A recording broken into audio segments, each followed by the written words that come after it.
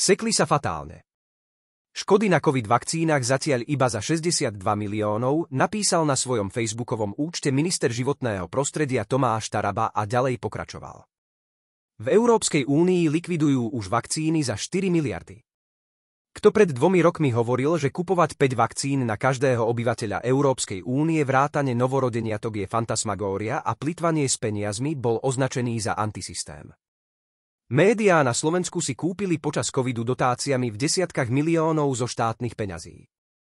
Keď sme po vymenovaní nového vedenia popozerali zmluvy v typose, ktoré sa pouzatvárali za Hegera, je jasné podozrenie, že si Heger a tá jeho stranička Demokrati za štátne kupovali priestor v súkromných médiách. Aj to môže vysvetľovať, prečo s 2,5% výtlakom mali také nadštandardné zastúpenie všade v médiách pred voľbami. Aj pre takéto rozšafné rozhodnutia predošlej vlády máme deficity vyššie ako Gréci. Do toho prirátajme stovky miliónov, čo poslali kamarátom na momky, vybraným kamarátom na nákup predražených testov. Práve preto Slovenská národná strana presadila, že po novom roku sa zriadi vyšetrovanie manažovania celej COVID pomoci, vrátane mrhania finančnými zdrojmi. Nedá sa len pokrčiť plecami a konštatovať, stalo sa.